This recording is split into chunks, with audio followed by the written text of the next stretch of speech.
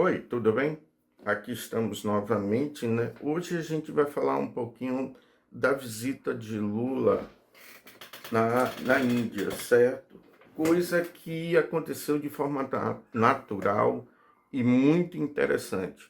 A própria fala do representante da Apex, né? Agência Brasileira de Promoção de Exportação e Investimento. Então, fica a dica, vamos ouvir um pouquinho a fala deles sobre essa temática, ok? Então, fica a dica. E um dado muito importante, se você puder se inscrever no canal, seria muito interessante no canal, sou barbarense, certo? Então fica a dica, vamos exercer a nossa cidadania, vamos contribuir com um olhar novo no território do município de Santa Bárbara, tá bem? Então fica a dica. A Índia, onde participou de cúpula sobre o impacto da inteligência artificial, entre outros compromissos, e agora conversa com a imprensa. Vamos acompanhar ao vivo. Nosso país, esse encontro foi o 20º. Presidente, nós chegamos a 9 mil empresários que participaram desses 20 encontros. Ainda tivemos 5 com o vice-presidente Alckmin, que também é a Apex que organiza. Isso é uma coisa inédita no Brasil. A gente traz entidades, a gente traz organizações, mas traz os empresários. E é bom que se diga, todos vêm por conta própria. Pagam seus hotéis, pagam suas passagens e a gente organiza o evento. E nós fizemos uma publicação na Apex dos 19 encontros e fizemos uma contabilidade. Os 19 encontros, no nosso levantamento, alcançaram 250 bilhões de reais de anúncio de investimentos no Brasil. Obviamente, isso dentro de uma escala de tempo. Mas eu posso afirmar a vocês que nenhum encontro foi mais denso, com maior resultado que esse aqui na Índia. E eu acho que o presidente sentiu isso ano passado, quando ligava, quando pedia que nós fizéssemos um grande encontro aqui. Eu queria só, com todo respeito à imprensa, eu acho que essa capa de jornal aqui, ela demonstra bem o que foi esse encontro aqui. 2 líderes do Sul Global e eu acho que ela fala por si. Mas os números que nós tivemos aqui também foram superlativos. Vieram mais de 300 empresários e empresárias brasileiras, nós tivemos 600 inscritos indianos e já entramos jogando como queria o presidente. Nós inauguramos o escritório da Apex aqui em Nova Delhi, já está funcionando. Nós colocamos produtos do Brasil na maior rede de supermercados daqui de Nova Delhi e vamos fazer o mesmo segunda-feira, acho que é amanhã, na maior rede de supermercado de Mumbai. Então, são pelo menos 40 lojas que já vão ter produtos brasileiros, castanha, açaí, limão, frutos, inclusive, ministro Fábio, de mercados que nós, com a sua ajuda, abrimos. E eu destacaria, por último, uma reunião que aconteceu ontem do presidente, que é um outro método também. Nós convidamos os maiores grupos econômicos indianos para uma reunião com o presidente Lula e com os ministros. E esses grupos têm investimento no Brasil ou propósito de investir no Brasil. Nós fizemos isso, um trabalho com a coordenação do senhor Chandra, ele é o presidente do Grupo Tata, que é um dos maiores grupos econômicos do mundo, e ele esteve no Brasil há 1 ano e meio atrás. Nós fizemos uma agenda dele com o presidente Lula. Veja como vale a pena semear. Com o presidente Lula, com o vice-presidente Alckmin, com o ministro Haddad e com o ministro da Defesa. O senhor Chandra foi no Brasil e foi recebido pelo presidente Lula. E naquele dia ele falava que era importante ter uma maior relação e ter um fórum empresarial. E nós falamos para ele que aconteceria. E ontem ele coordenou essa reunião. Ele nos ajudou, criei uma relação também de amizade com ele, nos ajudou a convidar os diferentes setores. Os anúncios foram muitos, porque alguns falaram em números e outros falaram em projetos que vão investir, mas todos eles vão investir. O próprio Grupo Tata acabou de comprar a Iveco, A Iveco é uma empresa italiana, está no mundo inteiro por 5 bilhões de dólares. 1 bilhão de dólares foi o custo da Iveco no Brasil. E eles agora vão investir algumas centenas de milhões de dólares na Iveco no Brasil para a produção de carros, veículos, né? Isso para citar. Tem um destaque, presidente, que eu faria aqui, ontem eu ia falar antes dele, mas é sobre a Fomento. Fomento é uma empresa de 70 anos, o gestor dela estava com o presidente Lula ontem, ele fala muito bem português, e é um apaixonado pelo Brasil e está fazendo um investimento no Rio Grande do Norte. Mas ele tinha um problema, porque ele vai fazer a exploração de minério de ferro que precisa de uma tecnologia diferenciada para ser explorado. E pediu ajuda da Apex, pediu ajuda do ministro Paulo Teixeira e do presidente do INCRA, porque eles teriam que fazer um assentamento, 250 famílias. Nós resolvemos isso, fizemos a reunião com o presidente do INCRA, está encaminhando, e eles vão investir 2,5 bilhões nos próximos 3 anos no Rio Grande do Norte, no Porto, porque o governo do Brasil já está arrumando o Porto de Natal, e esse investimento vai acontecer. Eu estou dando exemplo assim, mas eu poderia citar muitos outros. A Embraer está firmando convênio com 2 grupos indianos, 2 grupos para ter fábrica e produção de peças, equipamento e avião aqui na Índia. Então, não é um projeto qualquer. A Vale está organizando um investimento de 500 milhões de dólares aqui, também em parceria. Estava ontem o Pimenta, que é o presidente da Vale, junto com o presidente Lula. Isso é resultado dessas oportunidades que a agenda do presidente está criando. Então, é um investimento de mão dupla e, sinceramente, eu acredito, o ministro Padilha está aqui, na área da saúde foram firmados convênios que é um setor fundamental para a Índia e para o Brasil. E na área de segurança alimentar, o ministro Fávaro, o ministro Paulo Teixeira, também aí nós vamos ter. Ontem estavam os 2 maiores produtores de tratores do mundo. E eu queria dizer que a empresa Birla, também de alumínio, aí, presidente, me desculpa, eu estou encerrando mesmo, mas aqui é uma homenagem ao meu ministro Alckmin, meu e do... Ele diz que Pindamonhangaba é o centro do mundo, que tudo aconteceu em São Paulo e no Brasil por conta de Pinda, como ele fala, né? Só lá em Pindamonhangaba, essa empresa de alumínio indiana vai investir 5 bilhões de reais, que já é a maior empresa de produção de reciclagem de alumínio do Brasil. 5 bilhões, anunciou ontem para o presidente Lula. Então, estou falando esses anúncios porque eu acho que fica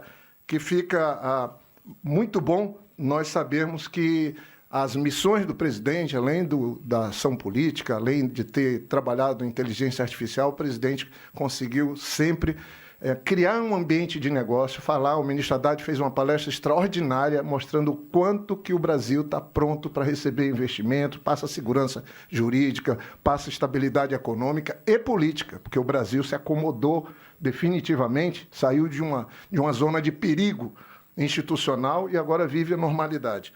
E, por último, o anúncio também do senhor Chandra, né, que eu acho que muda tudo. É que vai ter nós vamos ter breve o voo direto daqui de Nova Delhi para o Brasil. Isso também é uma conquista do presidente. Eu estava junto com ele quando ele, com o seu Chandra, assumiu que vai ter um voo direto de Nova Delhi, com provavelmente uma escala em Joanesburgo, direto para o Brasil. O embaixador nosso também, Kennedy, muito obrigado, todos do Itamaraty. É uma honra estar aqui nessa missão e queria dizer para os que trabalham na imprensa que o meu testemunho de todas as missões, eu acho que essa foi a maior e com extraordinários resultados e que tem um futuro, eu acho que extraordinário pela frente.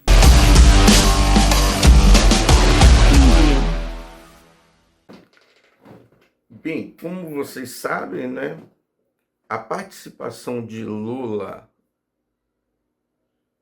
na Índia foi muito importante porque gerou muito diálogos e sobre inteligência artificial, já que a Índia é um representante muito interessante na questão da inteligência, né, nos fatos da vida, certo? E ainda por cima porque é um espaço que tem uma história milenar. Então, fica a dica, vamos estudar um pouquinho para compreender o mundo, certo? Então, vamos ouvir um pouquinho o que o Lula falou sobre essas questões, né, da Índia. E a proposta na conferência sobre a inteligência artificial, que é uma demanda hiper importante dos BRICS, tá bem? Então fica a dica, vamos ler e estudar para compreender o mundo.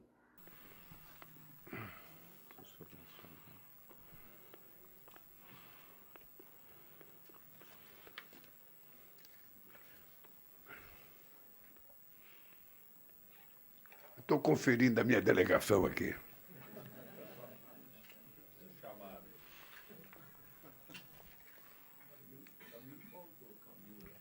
Bem, bom dia a todos e a todas. Eu queria começar essa entrevista dizendo a vocês que eu fui surpreendido ontem no jantar e no almoço.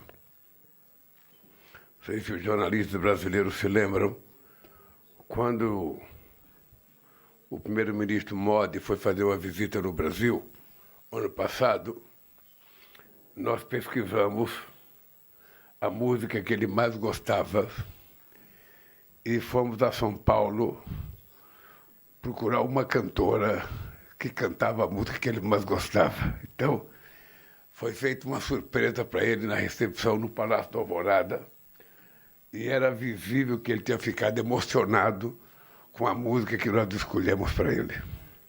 Eu já tinha feito o mesmo com o Xi Jinping. Quando o Xi Jinping foi ao Brasil, nós pesquisamos a música que ele mais gostava e, por coincidência, era uma música que a mulher dele cantava para ele. Então, nós arrumamos uma cantora para cantar a música para ele. E ontem eu fui surpreendido, porque no almoço, daqui a pouco começou a tocar uma música e eu notei que a música tinha alguma coisa a ver com a gente. E era Disparada. Então, o conjunto lá tocou Disparada. Depois eles tocaram outra música do Zeca Pagodinho, Deixa a Vida Me Levar. Depois eles cantaram Disparada. Depois eles cantaram Asa Branca. E à noite, na minha surpresa, no jantar oferecido pela presidenta, eles cantaram Sem Medo de Ser Feliz, a famosa música da campanha de 89. E eu, sinceramente, fiquei emocionado, porque eu não imaginava que eles tivessem lembrado da boa recepção que nós fizemos para eles, e ele resolveu, então, me dar o troco. E foi muito, muito importante.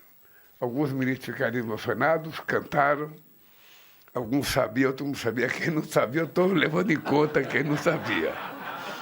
Eu estou levando em conta, numa escala de 1 a 10, quem sabia vai ganhar 10, quem não sabia está arriscado a ganhar aí 1,5, 2,5.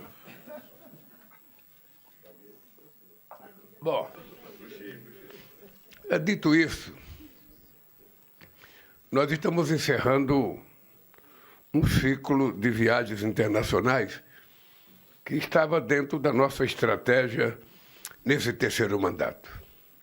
Recuperar a imagem e o poderio de negociação que o Brasil tinha conquistado no mundo, que depois teve o interregno, e vocês sabem por quê, e que nós resolvemos recuperar a imagem do Brasil ao mundo. E é com muita satisfação que eu posso dizer para vocês que em apenas 3 anos e 2 meses nós fizemos mais de 520 novos mercados de produtos brasileiros. É mais do que tudo que a gente já tinha alcançado em muito tempo, porque sempre prevaleceu na ideia do governo de que quem quer vai, quem não quer manda. E quando a gente quer, a gente vai atrás.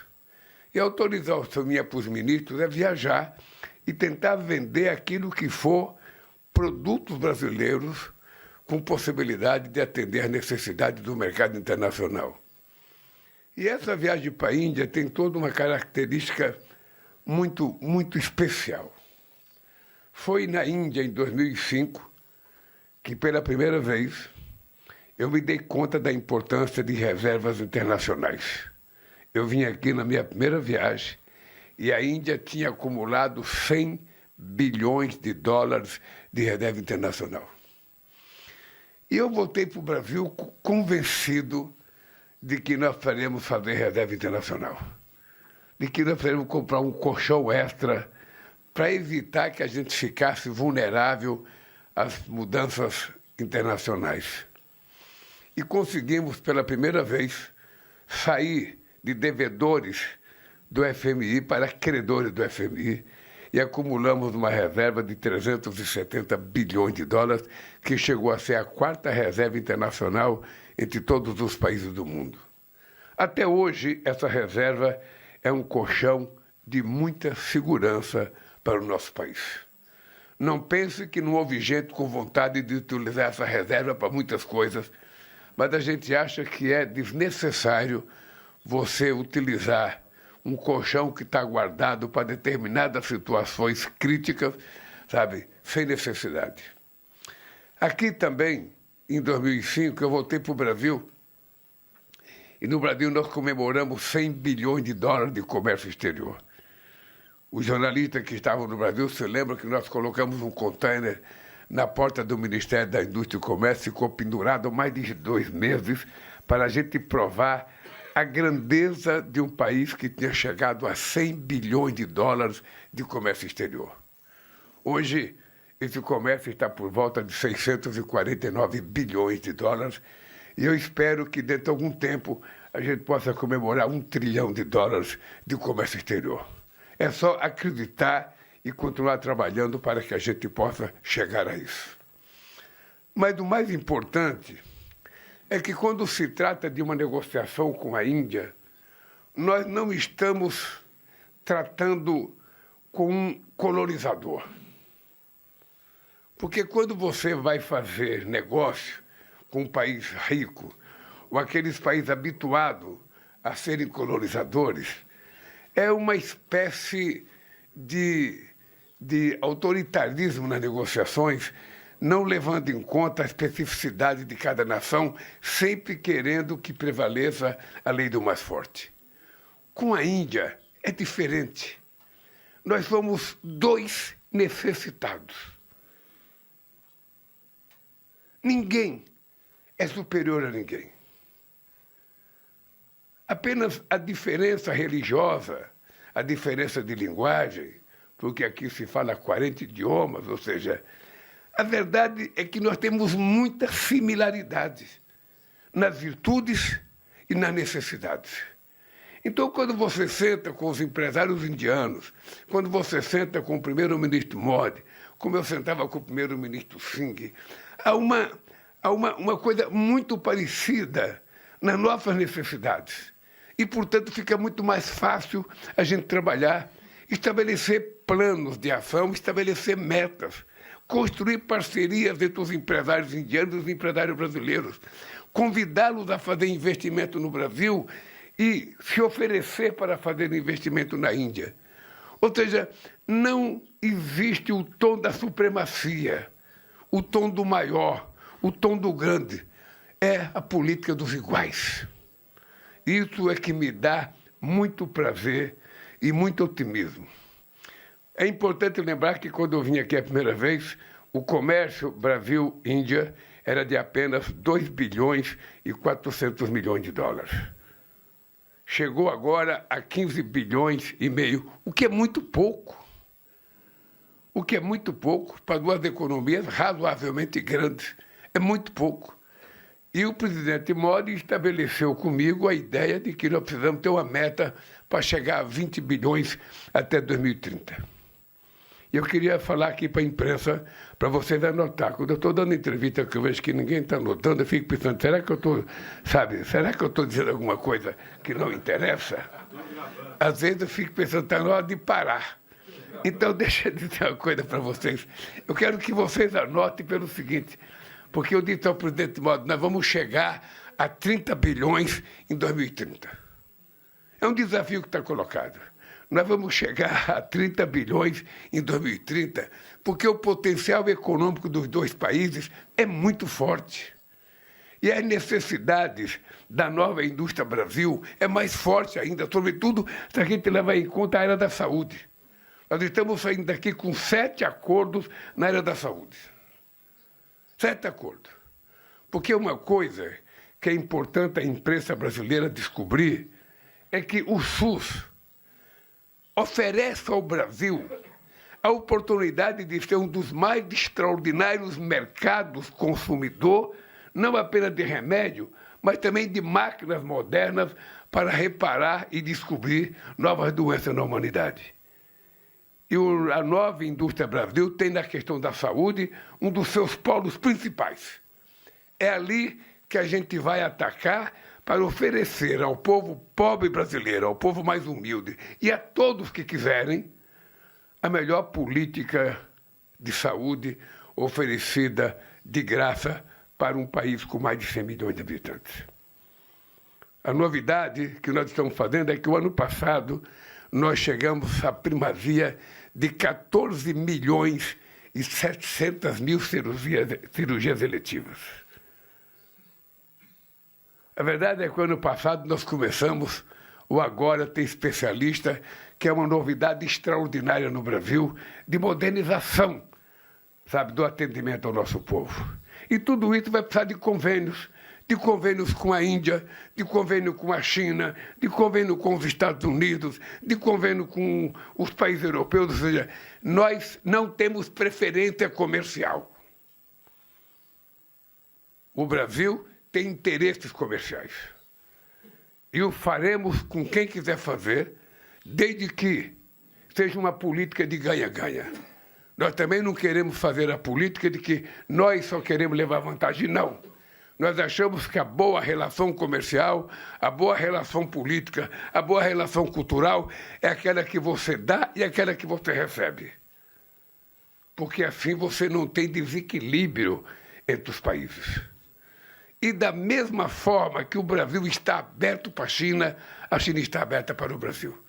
Não sei se vocês perceberam, nós trouxemos o governador da Bahia, aquele jovem simpático ali, que parece mais indiano do que brasileiro, está ali.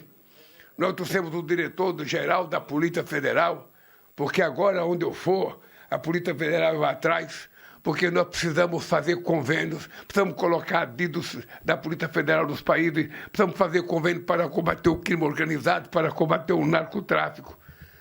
Na medida em que a gente sabe que o crime organizado, sabe, é uma empresa multinacional, nós precisamos então saber que a nossa Polícia Federal precisa construir parcerias com todos os países que tiverem interesse em fazer essa disputa conosco. É por isso que quando eu for dos Estados Unidos conversar com o presidente Trump, nós vamos levar a nossa Receita, a nossa Polícia Federal, o nosso ministro da Fazenda, o nosso ministro da Justiça, porque se o governo americano estiver disposto a combater o narcotráfico e o crime organizado, nós estaremos dispostos na linha de frente para acabar de uma vez por todas, inclusive reivindicando deles, mandar para nós os bandidos que estão lá. Brasileiros que cometem crime, que todo mundo já sabe que cometeu crime, gente que contrabandeava gasolina, está lá. Então, nos mande para a gente poder mostrar que a gente quer combater o crime organizado com muita seriedade. Então, essa minha vinda à Índia é o marco de uma nova relação entre Brasil e Índia. Eu posso dizer para vocês que a tendência natural é melhorar e muito a nossa relação com a Índia, em todos os aspectos, em todos. Inclusive com investimentos brasileiros aqui, na área de inteligência artificial, com investimento deles no Brasil, com parceria entre as nossas universidades, entre os nossos ministérios, porque nós somos os irmãos democráticos do sul global mais importantes e nós precisamos dar exemplo. Por isso eu volto para o Brasil muito, muito satisfeito. Fiz questão que o Haddad viesse nessa reunião. Fiz questão, porque é importante mostrar para o mundo o momento que vive o Brasil. Que muitas vezes, lendo a imprensa brasileira, a gente não sabe. Mas é importante a gente mostrar para o mundo que nós vivemos no Brasil, nesse instante, um dos melhores momentos econômicos da história do Brasil. Não pelo crescimento do milagre brasileiro de 14%, sabe, em 1970. Porque não basta o PIB crescer para o país melhorar. O país só vai melhorar se for distribuído o crescimento do PIB. E é o que nós estamos fazendo. É por isso que nós estamos aumentando o salário mínimo, é por isso que nós temos a menor inflação acumulada em 4 anos da história do Brasil. É por isso que nós temos a maior população economicamente ativa da história do Brasil. É por isso que nós temos, nesse momento, o menor desemprego da história do Brasil. É por isso que nós temos, nesse momento, o maior comércio exterior do Brasil. Ou seja, tudo está acontecendo tal como estava previsto e tal como nós trabalhamos. Porque foi com muito trabalho que a gente conseguiu, inclusive, oferecer aos empresários internacionais previsibilidade, estabilidade fiscal, estabilidade econômica, estabilidade social, estabilidade jurídica. E hoje eu tenho certeza que o Brasil é um dos países de maior credibilidade a nível internacional. Isso é possível com muito trabalho e com muita seriedade. Dito isso, eu fico satisfeito quando o Jorge Viana vem aqui e fala da reunião com os empresários. Eu tive uma reunião com os empresários muito importante, já tinham feito uso da palavra 7 ministros antes de mim, e eu tive reunião com 11 empresários que representam um PIB de $1 trilhão. E tive com essas pessoas para dar para eles a segurança de que investir no Brasil é vantajoso, de que comprar produto brasileiro é vantajoso, de que comprar avião da Embraer é um avião que vai dar mais garantia do que os outros aviões que podem se comprar. Porque se nós não tivermos coragem de elogiar os produtos que nós fazemos e disputar mercado, a gente nunca será um país com economia muito forte. E eu estou convencido que Brasil e Índia vão dar um salto de qualidade na sua relação de forma extraordinária, inclusive com a perspectiva de um voo direto Nova Delhi, Joanesburgo, São Paulo ou Rio de Janeiro. Dito isso, meus amigos, eu passo a palavra para vocês, lembrando vocês que o Corinthians ganhou do Atlético Paranaense de 1-0, muito difícil, mas ganhamos, e me colocar à disposição de vocês para perguntas. Por favor, façam só a pergunta que eu saiba responder. Se for uma coisa mais difícil, eu vou chamar minha bancada de universitários aqui, ó, para eles responderem. Bom, vamos iniciar as perguntas pela Bloomberg, Sudhir Rajan Sem. Mr. President, thank you for taking questions. Just a minute. Mr. President, thank you for Presidente, está me ouvindo? Estou te ouvindo, Sérgio. Ok, Mas não estou entendendo. tá bom. Muito obrigado, presidente.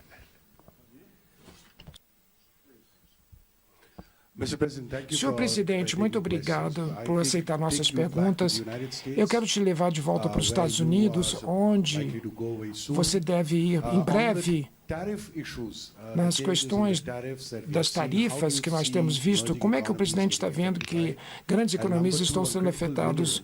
E também a questão dos minerais críticos, terras raras. Que tipo de discussão o senhor pretende ter com o presidente Trump na área de minerais críticos? Obrigado. Olha, na verdade, a pauta que eu quero conversar com o presidente norte-americano é muito mais ampla do que minerais críticos. Nós temos uma relação diplomática de 201 anos. É uma relação muito sólida. Nós fomos surpreendidos com o impacto das taxações dos Estados Unidos, porque ela foi feita de forma totalmente anômala, porque era uma coisa impensável você receber no Twitter, sabe, a determinação de um país de taxar o outro. Antigamente era feita uma reunião entre os ministros da Fazenda, entre os ministros da Indústria e Comércio. Não, mas ele faz por Twitter. Nós tomamos as decisões com muita cautela. Todos vocês sabem que eu tenho na minha cabeça a ideia de não tomar nenhuma decisão quando eu estou com 39 graus de febre. tem que esperar a febre passar para a gente tomar decisão. E eu acho que nós tomamos as decisões corretas. Uma parte das coisas já tinham sido mudadas pelo próprio governo americano.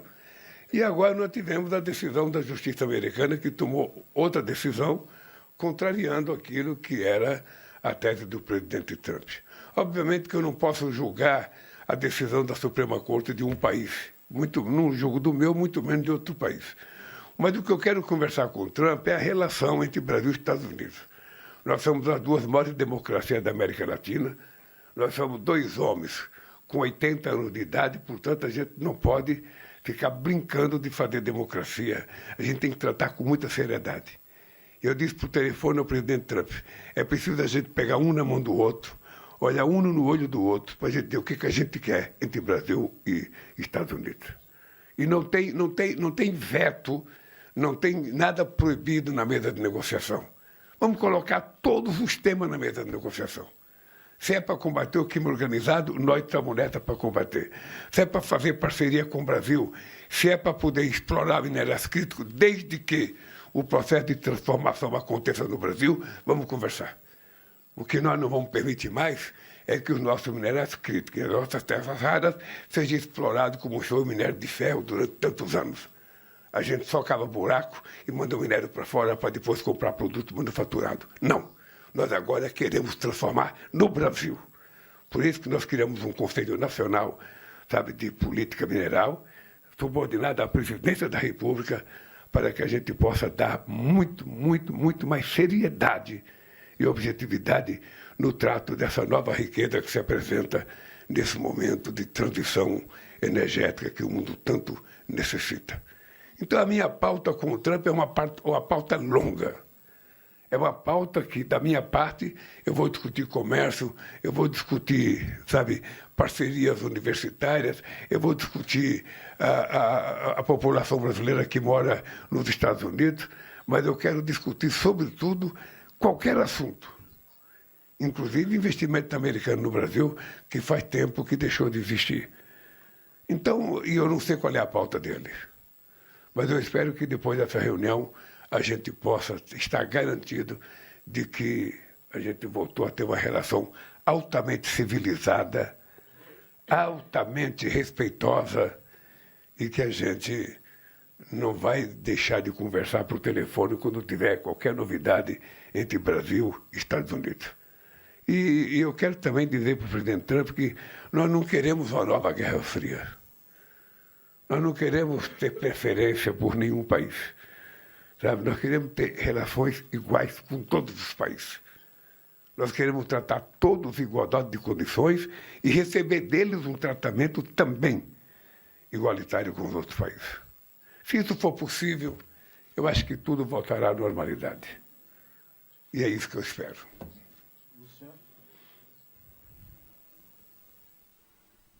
Luciano Pádua, da Exame. Está tão bem assim, tão bonitão assim.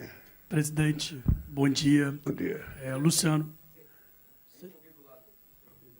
Luciano Pádua, da revista Exame, como vai? Tudo bem? Presidente, eu queria voltar para o assunto da Índia.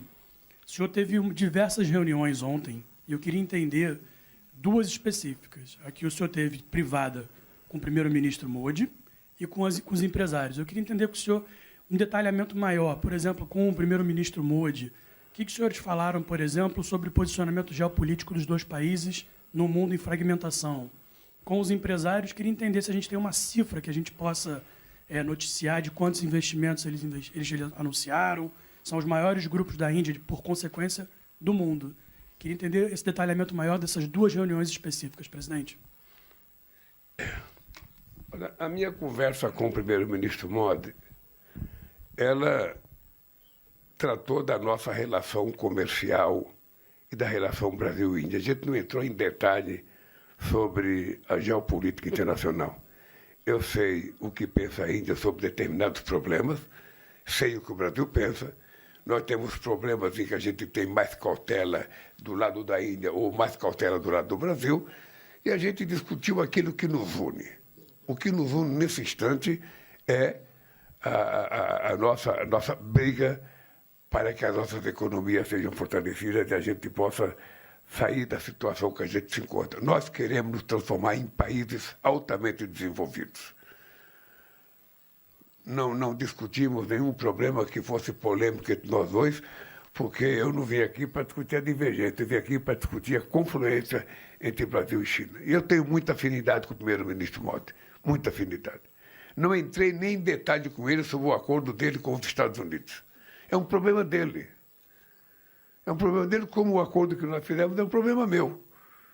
Sabe? Porque eu acho que é assim que a gente constrói uma relação de confiança entre as pessoas. E foi extraordinária a conversa, extraordinária a conversa. Posso lhe dizer que foi uma conversa muito exitosa, eu acho que para a Índia e acho que para o Brasil. Porque tem uma coisa sagrada na relação política, que é a confiança que você tem nas pessoas. Quando você tem confiança, sabe, tudo facilita que as coisas aconteçam.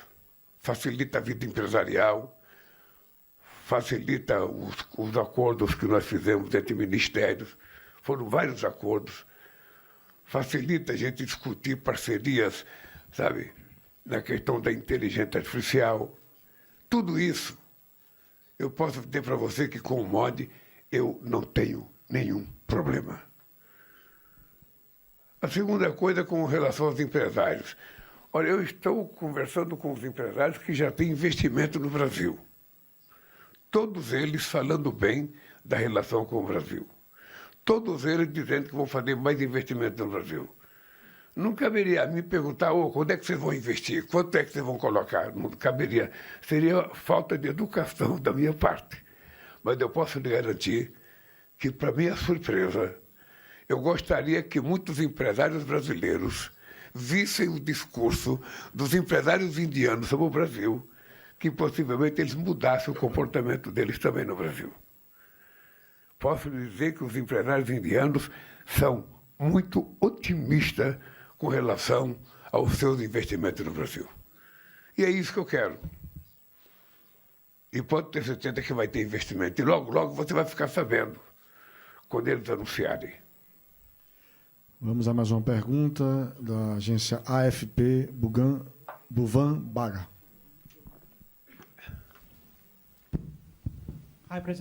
Olá, presidente, bom dia. Com a AFP, o senhor falou com paixão a pergunta sobre a reação possível da Corte Suprema dos Estados Unidos. O senhor tomou um princípio com relação às tarifas, de como você não pode ter guerra tarifária. E o segundo ponto é da sua resposta. Você acha que poderes médios como Brasil, Índia, Canadá, Austrália perceberam a importância de trabalharem juntos, em parte por causa das tarifas que foram impostas a eles e para uma maneira para também reagir às políticas de Washington? Olha, o dado concreto é que há muito tempo o Brasil defende que os países desenvolvidos, os países em desenvolvimento, se formem em blocos para poder negociar conjuntamente. É por isso que nós somos defensores do multilateralismo, porque se você permitir que um país pequeno negocie, sabe, com um país maior, o acordo sempre será prejudicial ao país menor. Essa é a experiência que eu trago do mundo sindical. Você não pode permitir que um trabalhador sozinho faça negociação com a empresa. Ou eles se juntam, se organizam e fazem o enfrentamento à empresa, ou eles vão sair perdendo. No comércio é a mesma coisa. Veja, nós passamos 26 anos para fazer um acordo com a União Europeia. 26 anos. Quando eu assumi a presidência do Mercosul, eu disse aos negociadores europeus, tanto ao Antônio Costa, que é, sabe, do Conselho, quanto a Ursula von der Leyen, de que eu queria fazer acordo, sabe, enquanto eu fosse presidente do Mercosul, porque o Brasil tinha a disposição de dar um exemplo ao mundo de fortalecimento do multilateralismo, sobretudo depois que o Trump anunciou as taxações de forma unilateral. Nós temos que dar um exemplo de que a gente pode, juntos, ter mais força para poder vencer essa batalha. Então, eu acho que os países como Índia, Brasil, Austrália e outros países do sul global podem estar juntos. Porque na negociação direta com a superpotência, a tendência é a gente sair perdendo. E como nós temos problemas, sabe, iguais, e temos interesses iguais, a gente tem que estar junto. Esse é um dos problemas da América do Sul. Ou seja, não existe possibilidade de nenhum país resolver o seu problema, sabe, individualmente. Não existe. Sabe, por que você fala isso? Eu falo isso porque nós temos mais de 500 anos de experiência. Nós temos mais de 500 anos. Embora todos os países conquistarem independência dos colonizadores, a verdade é que nós continuamos colonizados do ponto de vista tecnológico, do ponto de vista econômico. Então é preciso construir parceria com gente que tenha similaridade conosco, para que a gente possa somar o nosso potencial e nos tornar forte. É simples assim. Quando eu era dirigente sindical, eu ia para a porta da fábrica e dizia: olha, isso aqui é uma varinha. Uma vara sozinha eu quebro. E quebrava a vara. Aí eu pegava um monte de vara, colocava junto, eu falava: isso aqui é um feixe de vara. Sabe? Isso aqui é todos trabalhando juntos. Eu não consigo quebrar. Isso vale para os países. Isso vale para os países. Sabe? Nós precisamos ter fórum para discutir as coisas, porque senão as coisas não mudam. Veja, nós estamos reivindicando há muito tempo a mudança no Estatuto da ONU e a mudança no Conselho de Segurança da ONU dos membros permanentes, mas também a mudança dos países. É preciso ter mais gente no Conselho de Segurança. Não tem nenhum do continente africano, não tem nenhum da América Latina, só tem a China da Ásia. Ou seja, por que ainda não está no Conselho de Segurança da ONU? Um país com 1,4 bilhão de seres humanos. Por que o Brasil não está? Por que a Alemanha não está? Por que o México não está? Por que a Nigéria não está? Por que o Egito não está? Ou seja, você tem muitos países com mais de 100 milhões de habitantes e poderia ter para quê? Para mudar. Para mudar, para a ONU voltar a ter eficácia, a ter representatividade. Porque do jeito que está a ONU, ela tem hoje pouquíssima eficácia. Ela não resolve nenhum problema. Ou seja, ela é capaz de fazer um belo diagnóstico, mas não ter um remédio. Então, se você só sabe fazer diagnóstico e não ter um remédio, você vai perdendo credibilidade. Então, é preciso fortalecer a ONU se a gente quer que prevaleça, sabe, uma instituição, sabe, de importância vital para a manutenção da paz e da harmonia no mundo. Por isso que nós queremos fortalecer. E isso precisa estar junto. Da mesma forma é a questão econômica. Esses dias eu liguei para quase todos os presidentes propondo que a gente tem que dar uma resposta ao que aconteceu na Venezuela, ao que aconteceu em Gaza, ao que aconteceu na Ucrânia.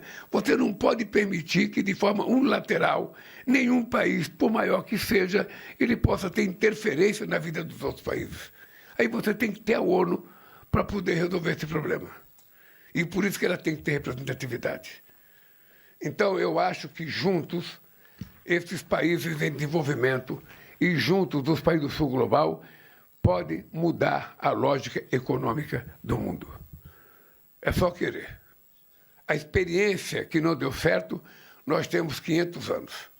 E nós precisamos saber se queremos continuar ou queremos mudar alguma coisa.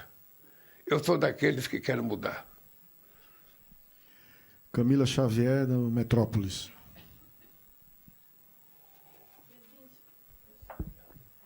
Presidente, eu gostaria de saber o que o senhor pensa sobre as críticas que os evangélicos têm feito à ala neoconservadores em conserva, que foi para a Avenida durante o Carnaval. Bota o microfone perto da boca, querida. Vou começar de novo, então. Presidente, eu gostaria de saber o que o senhor pensa sobre as críticas que os evangélicos têm feito à ala neoconservadores em conserva, que foi para a Avenida durante o Carnaval, na homenagem da Escola de Samba ao senhor. Olha, eu vou te dizer uma coisa. Eu não penso. Porque, primeiro, eu não sou carnavalesco. Eu não fiz, sabe, o samba enredo. eu não cuidei dos carros alegóricos. Eu apenas fui homenageado numa música maravilhosa, que foi uma pena que a minha mãe já tivesse morrido e não visse a música. A música, na verdade, é uma homenagem à minha mãe. É a saga dela de trazer os índios para São Paulo. Eu, sinceramente, acho que a escola fez uma coisa extraordinariamente. Não cabia ao presidente dar palpite nos carros alegóricos. Só cabia o presidente da República aceitar ou não, sabe, se ele queria ser homenageado. E eu aceitei. E sou muito grato à escola. Muito grato. Quando eu voltar para São Paulo e para o Brasil, eu vou visitar a escola para agradecer a homenagem que eles prestaram. A saga da Dona Lindu saindo de Garanhuns para São Paulo. Só isso. Vamos passar à próxima pergunta da Sputnik, Ajit Singh, da agência Sputnik. Good morning, sir. Bom dia.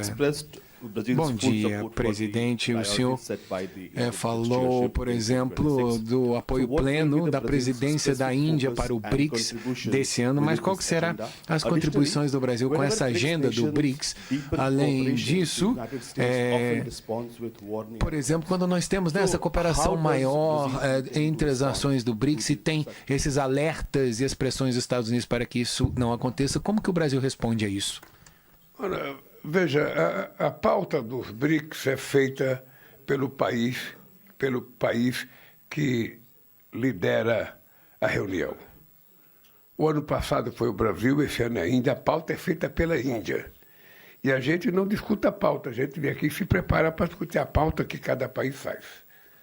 O que eu ouvi do primeiro-ministro Modi é que ele está com a pretensão de mobilizar a Índia toda, fazer debate em todo o território indiano, para que tenha uma grande participação, sabe, da sociedade indiana nas decisões das coisas que vai ser discutida nos BRICS. Isso é muito bom. Lá no Brasil, nós fizemos o BRICS Social, em que nós chamamos do movimento social para participar. Os BRICS é um processo de formação, sabe, de um grupo muito forte, quase metade da humanidade, quase que, sabe, metade do PIB, ou seja, o que nós precisamos é ter consciência de que 10 membros dos BRICS participam do G20. 10. Agora o presidente Macron está querendo ver se é possível misturar os BRICS com o G7. Então eu sei que já está convidado o primeiro-ministro Modi, já está convidado a África do Sul e já estou convidado eu. 3 membros dos BRICS para participar do G7. Ora, nós vamos começar a compreender que nós não precisamos ter briga. Nós não precisamos ter G7, G4, G20. A gente vai caminhando para que a gente possa construir um único bloco. Por que foi construído o G20? Por conta da crise do subprime causada, sabe, em 2008. Por que foi criado os BRICS? Por conta das reuniões que a gente fazia com a Índia, com a China, e com a Rússia. Ora, então, a gente está dando uma certa cara a um grupo que era marginalizado, que é o chamado pessoal do Sul Global. A gente está dando cara a isso. E nós temos pretensões políticas, criamos um banco, que é o Banco dos BRICS. Tudo nosso é muito novo ainda. Eu sei que os Estados Unidos têm uma inquietação com os BRICS. Na verdade, a inquietação é com a China, não é com os BRICS. Sabe? Como nós não queremos guerra fria, o que nós queremos é fortalecer um grupo. Quem sabe esse grupo nosso fortalecido, sabe, vai se juntar ao G20 e quem sabe um dia a gente tem só um grupo, ao invés de BRICS, o G20 a gente tem um G30. Quem sabe alguma coisa similar, porque não precisa de tantas reuniões. E eu acho que nós estamos caminhando para isso, para ter um comércio mundial mais justo. Esses dias me perguntaram aqui na Índia, numa entrevista, se nós estamos defendendo a criação da moeda dos BRICS. Nós não queremos moeda dos BRICS. Nunca ninguém defendeu a moeda dos BRICS. O que nós queremos, na verdade, é discutir o seguinte: para que o Brasil faça comércio com a Índia, é preciso ter o dólar ou a gente pode fazer a nossa moeda? Para que o Brasil faça comércio com a China, é preciso ter o dólar ou pode ser feito na moeda chinesa e na brasileira? Isso nossos ministros da Fazenda, o nosso presidente do Banco Central, tem que discutir para encontrar uma solução. Não é necessário. E eu acho que nós temos condições de provar que não é necessário. Que os Estados Unidos não gostem no primeiro momento, óbvio que não pode gostar. Eu não esperava que os Estados Unidos fosse concordar com essa ideia. Mas vamos debater. Só isso, vamos debater. Vamos ver se a gente consegue fazer algo que possa ser mais justo e penalizar menos os países, sobretudo os menores. Essa é a ideia. E por isso eu estou convencido que os BRICS é um jeito da gente ter um equilíbrio geopolítico no planeta Terra. Nós ainda somos um processo de formação. Nem todo mundo confia ainda, sabe, nas mesmas coisas, acredita nas mesmas coisas. Mas isso é um processo. E nesse processo eu acho que a gente vai construir um bloco muito, muito representativo e muito bom para discutir política econômica, para discutir a paz, que é o que está faltando. Você veja que o ano passado se gastou 2 trilhões e 400 bilhões de dólares em armas. Você veja que os países que fazem armas são todos do Conselho de Segurança da ONU, membros permanentes. Quem faz guerra são quase todos membros permanentes do Conselho de Segurança da ONU. E o Conselho de Segurança não se reúne para discutir nada. Não se reúne. Então está muito difícil. Está muito difícil. Como é que você vai manter a paz no planeta Terra se os membros do Conselho de Segurança, que deveriam ser o porta-voz dessas mensagens de paz, estão envolvidos em guerra?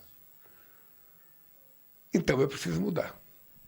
E os BRICS podem fazer a diferença. E eu espero que aqui na Índia a gente tenha uns BRICS melhor do que nós tivemos no Brasil, que eu acho que foi o melhor de todos os BRICS. Eu espero que aqui na Índia a gente tenha uns BRICS ainda mais pujante do que aqueles que tivemos no Brasil. Vamos agora para o Tiago Eitz, da TV Globo. Bom dia, presidente. Eu queria esclarecer uma declaração que o senhor deu agora há pouco. O presidente americano tem entre suas políticas, talvez a política mais polêmica internamente hoje é a de caça a imigrantes. Imigrantes que não tenham documentação, imigrantes que têm documentação, visto temporário. Isso é um problema e uma polêmica nos Estados Unidos, já resultou até em morte. O presidente Trump considera todos esses imigrantes criminosos. O senhor disse agora há pouco que na conversa com o presidente Trump pode acertar de receber criminosos para o Brasil ou quem cometeu o crime por lá. Não, você não ouviu isso aqui. Não, o senhor disse não, você não ouviu isso aqui. Não exatamente dessa... Bom, o senhor disse... Não, o senhor disse... Mas se eu aceito que você faça a pergunta do jeito que você está fazendo... Dá a impressão que eu falei isso, eu não falei isso. Eu ia só terminar, porque para o presidente Trump eles são criminosos. O senhor falou de receber, por exemplo, criminosos de combustíveis. O senhor usou que já cometeram crimes. Não. Nós queremos é prendê-los. Eu não quero recebê-los, eu quero prendê-los. Ok. Era por isso que eu disse que eu esclareci uma declaração. Nós bloqueamos 250 milhões de litros de gasolina em 5 navios, entregamos para a Petrobras. Essa pessoa mora em Miami. Nós mandamos para o presidente Trump a fotografia da casa dele, o nome dele. E nós queremos essa pessoa no Brasil. É para combater o crime organizado, então nos entregue os nossos bandidos. É isso. Não, sim, foi isso que o senhor disse. Então, mas não é a palavra receber, é prender. Prender. Então, era essa a questão que eu queria esclarecer, do jeito que o senhor falou. Queria então que o senhor explicasse um pouco melhor como é que pode ser essa cooperação, se o senhor já discutiu ou se é uma ideia, ou se o senhor disse que a gente está aqui com o diretor da PF, se essa já é um projeto, já está desenhado como uma proposta para ser feita nessa mesa com o presidente. Deixa de falar, nós ainda não tivemos uma reunião específica disso. Eu já conversei disso 3 vezes com o presidente Trump por telefone, já mandamos para ele uma relação das coisas que nós queremos fazer, já mandamos documento da Receita Federal, já mandamos fotografia, já mandamos nome de pessoas, já criamos uma nossa entidade de combate ao crime organizado e ao narcotráfico na fronteira, lá no Amazonas, para combater, o contrabando na fronteira, o narcotráfico, o crime organizado, com participação de todos os países fronteiriços com o Brasil. E eu disse ao presidente Trump que nós estamos dispostos a trabalhar com os Estados Unidos no combate ao narcotráfico, no tráfico de armas, na lavagem de dinheiro. Qualquer coisa que puder colocar os magnatas da corrupção na cadeia, nós estamos dispostos a trabalhar. E esses magnatas não moram na favela, não moram no térreo, eles moram em cobertura, moram nos bairros mais chiques do Brasil e no bairro mais chique dos Estados Unidos. E ele já sabe, inclusive, de alguns nomes que nós já mandamos. Então, nessa conversa com o presidente Trump, eu quero aprofundar. Por isso que eu vou levar minha Polícia Federal, mando o pessoal da CIA, do FBI, que eles quiserem para juntar. Vou levar meu ministro da Justiça, coloco o Departamento de Justiça deles, vou levar meu Ministério Público, que leva o dele, vou levar minha Receita, ele que leva a dele, para a gente colocar um fim nisso. Se é para combater, o Brasil está disposto a combater. Se tem uma coisa que nós precisamos trabalhar junto, é combater o crime organizado, que é uma indústria multinacional altamente sofisticada, com braço no poder judiciário, com braço no futebol, com braço na política, com braço no empresariado, com braço em todos, sabe, lugares da humanidade. Então eu estou muito otimista com essa reunião com o Trump, para a gente colocar as coisas bem a nu, para todo mundo saber o que nós queremos fazer. Bom, vamos à última pergunta do Nelson de Sá, do Portal UOL.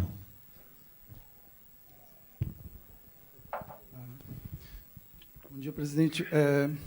Ainda sobre a derrubada das tarifas nos Estados Unidos, isso dá mais peso ao Brasil para o encontro e as negociações com Trump, inclusive quanto à defesa da soberania dos países da América Latina, recuperando a liderança regional do Brasil. Como complemento, o senhor está aliviado de não ter fechado antes o acordo com Trump, como fizeram outros países, inclusive a Índia? Isso.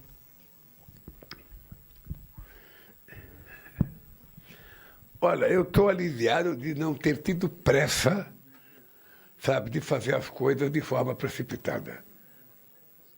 Mas eu disse desde o começo isso. Veja, nós criamos uma comissão de negociadores no Brasil, que tem o ministro da Fazenda, o Fernando Haddad, meu vice-presidente Geraldo Alckmin e meu chanceler, o Mauro Vieira, que está aqui. Ou seja, 3 altos ministros do meu governo colocados à disposição dos Estados Unidos para negociar. O que eu percebi? Que é muito difícil a negociação, porque me parece que do lado de lá não tem tanta vontade de negociar. Porque eles acham que o presidente Trump, sabe, resolve as coisas pelo Twitter. E as coisas só andaram um pouco quando eu pessoalmente falei com o presidente Trump, porque ele nos deu um telefone em que a gente tem contato direto. Então, às vezes, eu fico pensando que tem gente que não quer que a gente dê certo nos acordos. E é por isso que eu quero conversar com o Trump. Pessoalmente, sentar em torno de uma mesa, sabe, conversar com muita seriedade sobre a importância da relação civilizada entre Brasil e Estados Unidos. E, obviamente, que eu não tenho como ficar medindo a decisão da Suprema Corte americana. Não tem como um presidente de outro país julgar a decisão da Suprema Corte. Alguém recorreu, a Corte tomou a decisão, certamente ele já tomou novas medidas, alguém vai recorrer, vai ter outra decisão. Da nossa parte, o que nós achamos é que houve um alívio para muitos países que estavam taxados em 50% e 40%, houve um alívio. Né? Agora, para todo mundo vai ser 15%. Eu estou convencido que, na conversa, a relação Brasil-Estados Unidos vai voltar à normalidade. Porque eles têm interesse, nós temos interesse. Sabe, se taxar alguns produtos nossos, vai causar inflação nos Estados Unidos e vai ser prejudicial ao povo americano. Ele já sabe disso. E, veja, o Brasil não quer ser liderança na América Latina. Sabe, a gente não quer ser liderança. O que a gente quer é que a gente tenha uma relação respeitosa na América Latina, porque nós definimos que a nossa zona é uma zona de paz. A gente não tem armas nucleares. A gente quer viver tranquilo, a gente só quer crescer economicamente, gerar emprego e melhorar a vida do povo. E eu quero discutir com ele isso. Qual é o papel dos Estados Unidos na América do Sul? Qual é o papel deles? É de ajudar, sabe? Ou de ficar ameaçando? Agora está ameaçando o Irã. Ou seja, é preciso colocar um paradeiro nisso. O mundo está precisando de tranquilidade. O mundo não precisa de turbulência, o mundo precisa de paz. Então vamos gastar nossas energias para acabar com a fome no mundo. Vamos gastar nossas energias para acabar com a violência contra as mulheres, que cresce em todos os países cada dia mais. Sabe? Então, um chamamento nosso é isso. Vamos tentar olhar para as coisas boas que a gente pode resolver e vamos deixar a guerra de lado. Sabe? Eu acho que, se for possível, a gente chegar num acordo, vai ser bom para nós, vai ser bom para a América do Sul, vai ser bom para a América Latina, vai ser bom para o mundo. Nós temos que dar sinais de paz. Hoje, nós temos o momento de maior quantidade de conflitos no mundo depois da Segunda Guerra Mundial. Está cheio de país africano com golpe de Estado, com ameaça de revolução interna, de guerra civil. Ou seja, e não tem um organismo multilateral, uma instituição que deveria ser a ONU, para tentar colocar uma solução nisso. Então, nós temos que estar preocupados em criar isso. Também isso é a minha preocupação e eu acho que a gente vai resolver isso. Eu posso te garantir uma coisa, eu acredito muito numa coisa chamada negociação. Você sabe que essa história de química entre eu e o Trump, eu acredito muito de que nós, seres humanos, a nossa relação é química mesmo. É de você tocar na mão, é de você olhar no olho, é de você poder, sabe, conversar diretamente com as pessoas que você pode resolver qualquer problema. Eu acredito muito nisso. Aliás, eu faço isso a vida inteira. E eu quero continuar fazendo isso e quero fazer essa reunião com o Trump para isso. Só isso. Gente, obrigado a vocês. Eu agora vou para os Emirados, não, eu vou para a Coreia e depois eu vou para os Emirados Árabes. Eu só queria agradecer a presença de todos, os jornalistas, os ministros, parlamentares. Muito obrigado. E a entrevista coletiva à imprensa do presidente Lula antes de deixar a Índia.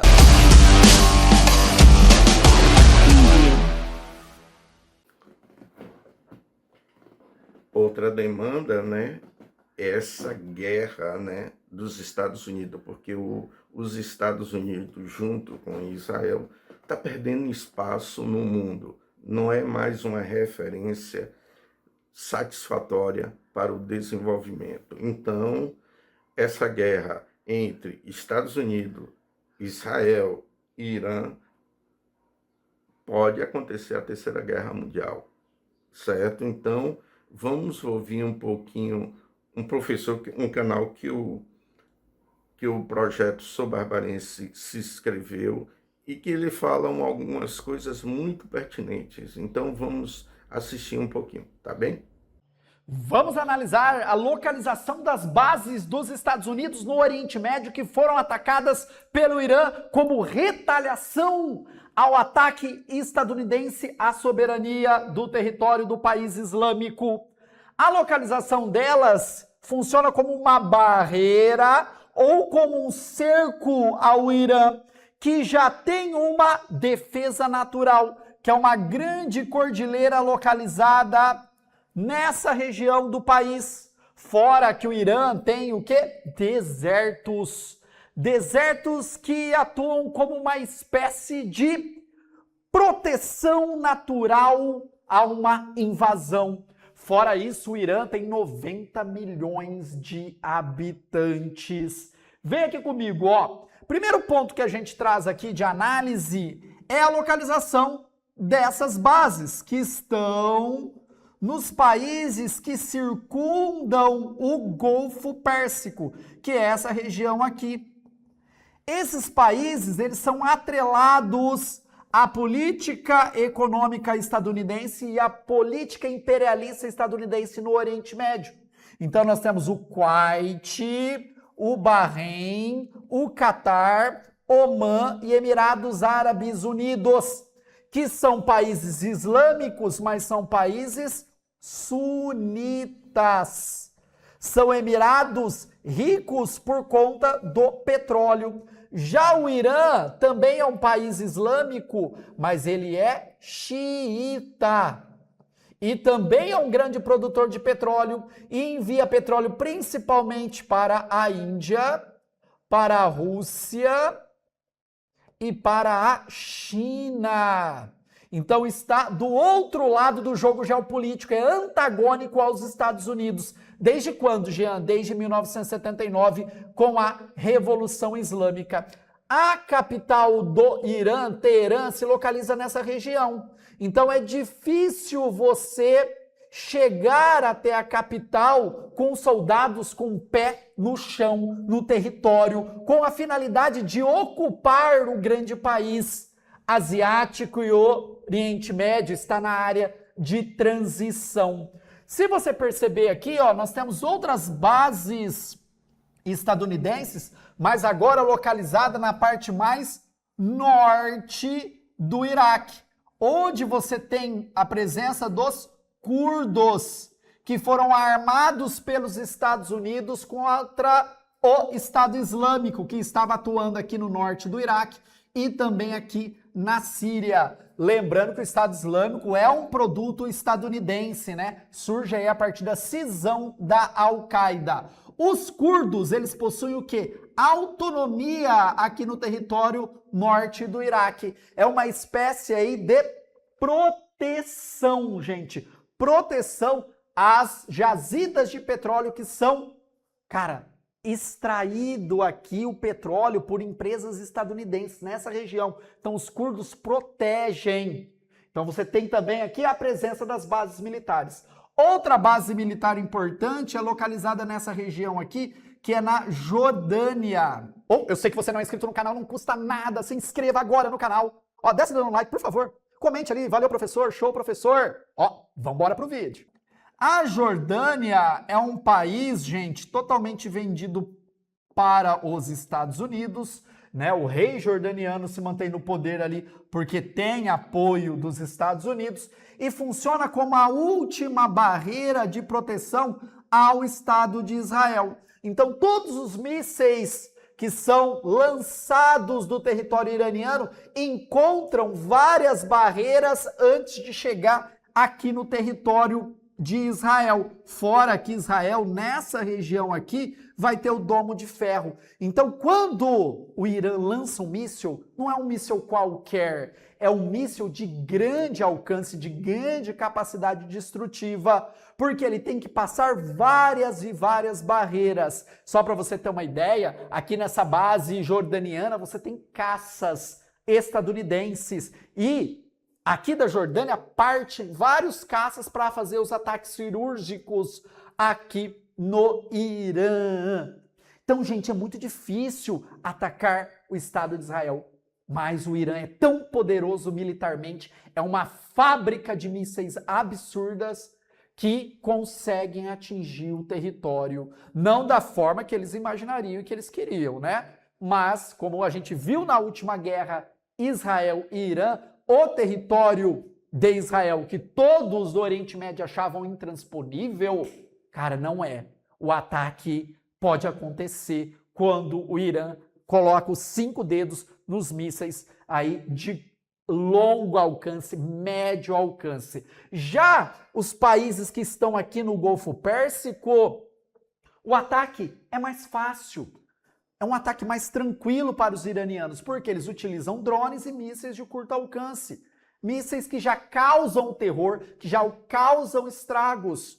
A ideia do Irã, além de, claro, uma resposta aos ataques estadunidenses, para a política interna iraniana, para o povo iraniano acreditar no regime dos ayatolás, também é uma forma de causar terror nesses países, que são países que possuem muitos e muitos e muitos estrangeiros.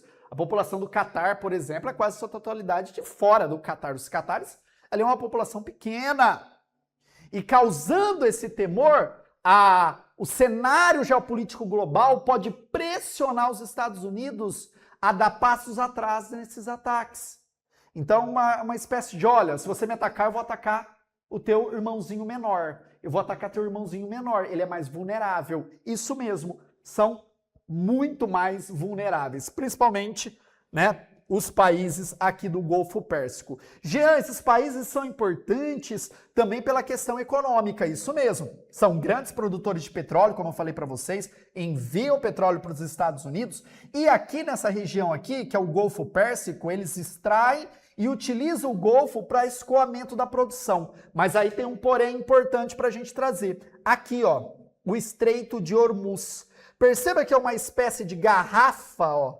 Ó, perceba aqui, ó, uma garrafa, né, gente? E ela vai afunilando aqui no gargalo.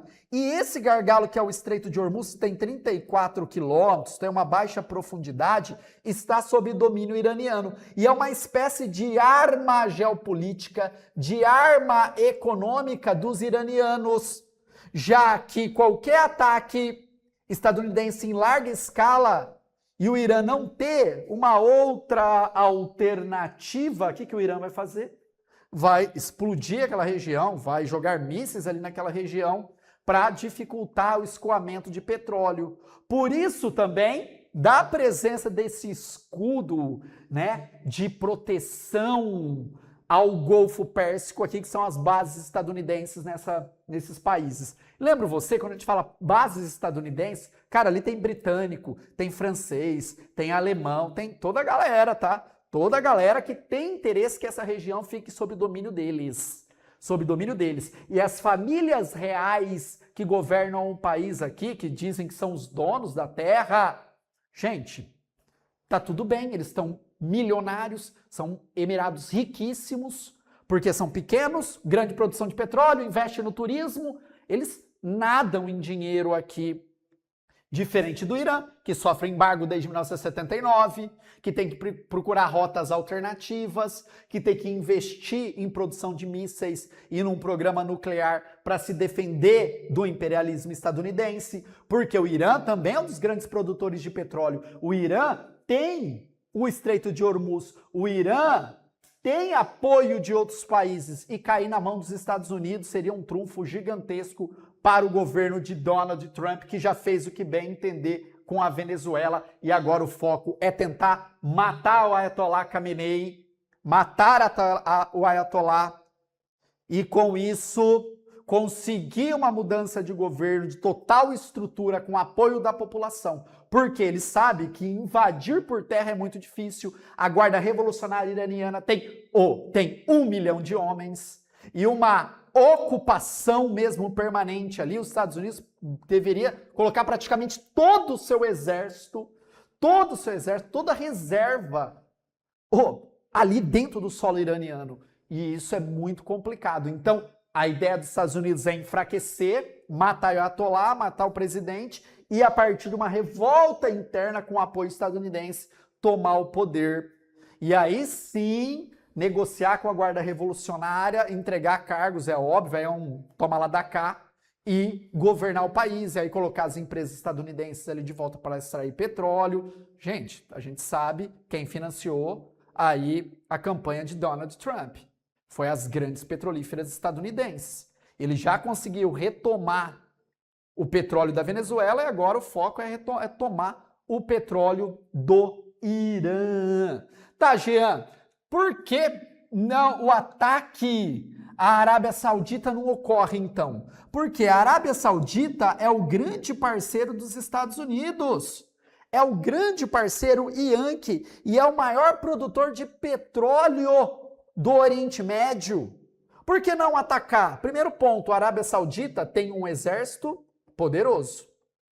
Tem um exército poderoso e seria mais uma frente de ataque. Então você teria o ataque do Estado de Israel, você teria o ataque dos Estados Unidos e teria o ataque da Arábia Saudita. Você vai prestar vestibular, Fulvestre, Unesp, Unicamp, Enem, ou conhece alguém que vai prestar vestibular, seu filho, primo, gabaritagel.com.br, uma escola online aí da sua...